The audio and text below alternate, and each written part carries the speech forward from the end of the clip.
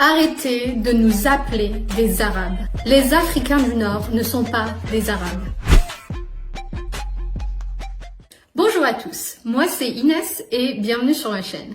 Cette chaîne a pour but de partager mon expérience en tant que jeune femme naviguant notre époque moderne. Une époque qui, vous l'avez sûrement remarqué, est une époque très particulière. Entre notre perte d'identité, de nation et l'augmentation écrasante du mondialisme, on se demande souvent qui nous sommes, à qui appartient-on réellement. Des questions et des préoccupations qui, consciemment ou non, nous hantent dans notre vie. En tout cas, ce sont des questions qui me hantent.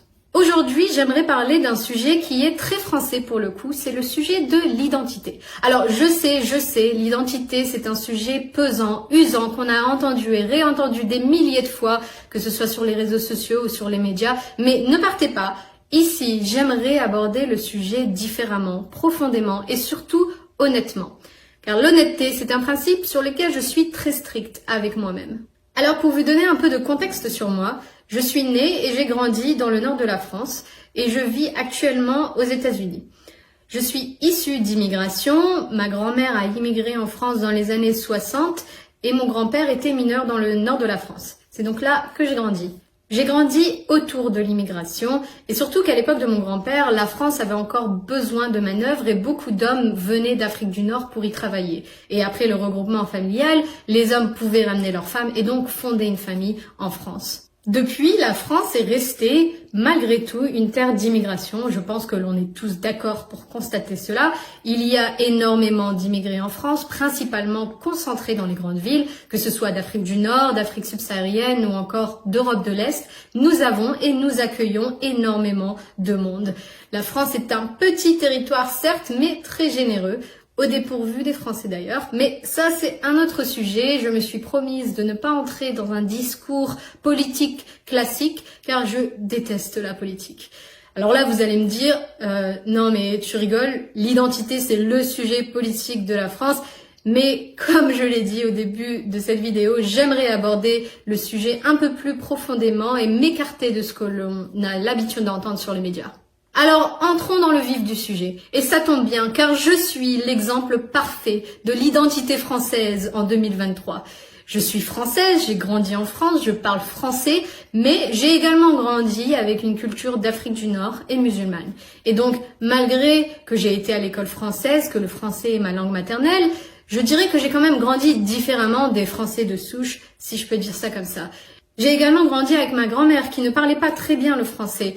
J'étais donc consciente en grandissant que je n'étais pas entièrement française, ou du moins que j'appartenais à une culture différente. En plus de ça, que ce soit à l'école ou avec mes amis, j'étais constamment ramenée à ma culture maghrébine. Vous savez, ce sont des petites choses, des petits commentaires, des petites références en rapport avec ma culture étrangère que l'on me faisait constamment. Malgré le fait que, à part à travers ma grand-mère, je n'avais aucune relation avec cette culture. Je n'avais jamais été en Afrique du Nord, je ne parlais pas le dialecte algérien. J'ai toujours refusé de répondre en dialecte algérien avec ma grand-mère et je répondais toujours en français. Je ne parle pas le berbère et pourtant, j'étais constamment renvoyée à cette culture. Du coup, malgré moi, je me différenciais constamment des Français. Quand j'habitais en France, je me considérais algérienne française et non française. Pire encore, je me considérais arabe. Et je reviendrai un peu plus tard sur pourquoi je considère ça encore pire. Alors, pourquoi je fais cette vidéo ? Je pense qu'en tant qu'humains, nous sommes toujours en quête de notre identité, de notre histoire et de nos ancêtres. C'est comme un appel intérieur qui nous suit toute notre vie. Personnellement, en tant que jeune femme issue d'immigration et donc issue de cultures différentes, la question de l'identité a toujours été une question délicate et très floue pour moi. Mais qui, heureusement, est une question qui devient de plus en plus éclairée et c'est pour cela que j'arrive à en parler un peu plus aisément aujourd'hui. Partir aux États-Unis a été pour moi non seulement une expérience qui a complètement changé ma vie, mais aussi et surtout une expérience qui a changé ma perception de notre société et du monde. On a tous vécu des moments dans notre vie qui permettent de voir le monde sous un autre angle. Surtout si vous êtes une personne ouverte d'esprit, curieuse et qui ne craint pas l'inconnu. L'une des choses que j'ai tout de suite remarqué et qui m'a fait beaucoup réfléchir sur ma propre identité, c'est quand j'ai atterri aux États-Unis. À partir du moment où j'ai atterri et j'ai posé mon pied sur le sol américain, eh bien, je n'étais plus maghrébine, je n'étais plus algérienne, J'étais française. Pour la première fois. Et oui, parce que aux États-Unis, j'ai un accent français. Je parle français. J'ai des références françaises. Je m'habille à la française. Je porte du parfum. J'aime la bonne nourriture. Et je m'appelle Inès. Quand on me demande d'où je viens, ici, where are you from? Je ne dis pas je suis française, mais ma grand-mère a immigré dans les années 60, mon grand-père était mineur. Non. À part évidemment si on entre dans les détails de mon histoire. Mais en général, quand on me demande d'où je viens, je dis, je suis française. I am from France. Et ça a du sens pour moi. C'est en corrélation avec ce que je dégage et ce qui est culturellement attaché à moi. J'ai donc réalisé qu'il est fallu que j'aille à l'autre bout du monde pour que l'on me considère enfin française. Jusqu'à ce que je retourne en France, évidemment. C'est aussi là que j'ai réalisé à quel point j'aimais la culture française et à quel point j'avais adopté inconsciemment cette culture. Une culture avec qui je suis attachée, avec qui je me retrouve. Mais j'ai également réalisé à quel point les Français, eux, ne m'avaient jamais acceptée en tant que Française. Car finalement, c'est eux qui me renvoyaient constamment à ma culture maghrébine quand je vivais en France. Malgré le fait que je ne me suis jamais retrouvée avec cette culture, surtout à cette époque, et surtout pas à travers ce que l'on décrit comme culture maghrébine en France. Car les Français, maghrébins ou non d'ailleurs, sont complètement déconnectés de l'histoire et de la réelle culture d'Afrique du Nord. De même que l'on se prénomme et que l'on nous nomme des Arabes. Vous savez, depuis que je suis aux États-Unis, j'ai rencontré énormément d'Arabes, pour le coup, qu'ils soient originaires d'Afghanistan, d'Arabie Saoudite, du Moyen-Orient en général, il y en a beaucoup. Et je peux vous assurer qu'ils ne me considèrent pas du tout des leurs. Déjà parce que les Arabes sont souvent très communautaires et ne se mélangent pas trop. On ne se ressemble pas physiquement et nous ne parlons pas la même langue. Car même si je parlais le dialecte algérien que ma grand-mère parlait, ils ne seraient pas en mesure de me comprendre car ce sont des langages complètement différents. Le dialecte algérien est un mélange d'arabe, de berbère, de français, de latin et de punique. Le berbère, qui est notre langage ancestral d'Afrique du Nord depuis des milliers d'années, le latin qui vient de nos ancêtres romains qui ont colonisé l'Afrique du Nord pendant plus de 600 ans, et le punique qui vient de la civilisation carthaginoise. Le dialecte algérien n'est pas de l'arabe, c'est une langue qui transmet notre histoire. Une histoire riche de culture, de civilisation, de colonisation, de guerre, bref, de la Méditerranée. On a souvent tendance à associer l'histoire de l'Algérie à travers les Arabes ou les Français, comme si notre seul héritage était nos colons.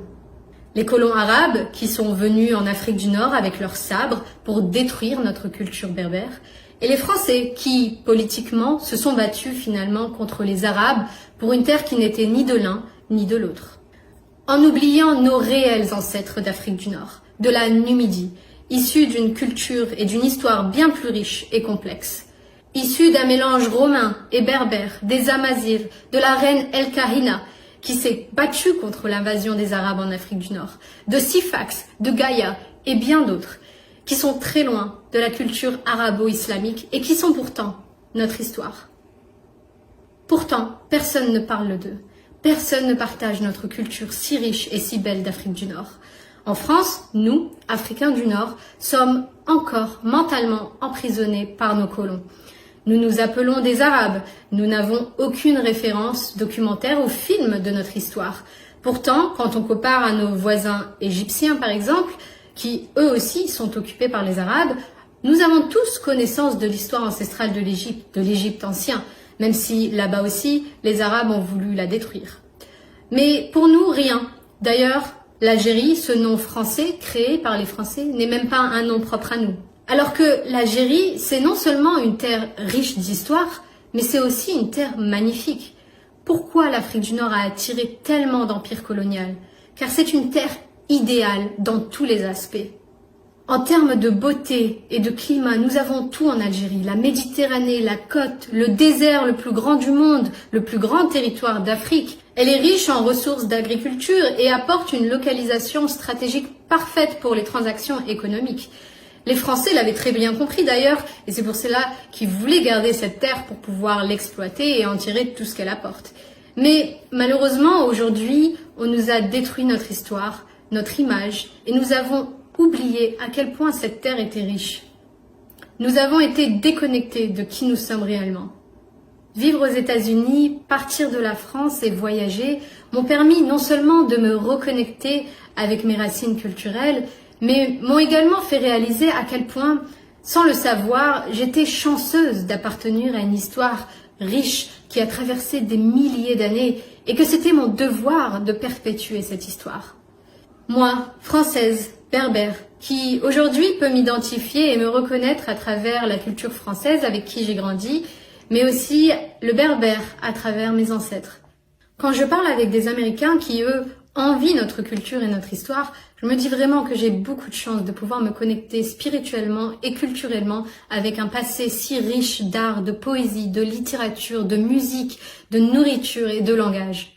Moi qui, en France, avait honte d'être représentée par une communauté maghrébine dégradante, pleine de haine et de misère, je ne pouvais pas et je n'arrivais pas à m'identifier à cette communauté. Partir et m'instruire m'ont permis d'être fière de mes origines, qui sont belles et riches. Car en réalité, mes origines ne sont ni algériennes, ni arabes, ni françaises, mais bien plus que ça. Elles représentent des milliers d'années de batailles, de colonisation, de héros, de sacrifices, de philosophes, de reines, d'architecture, de beauté. Et que c'est ça, l'Afrique du Nord.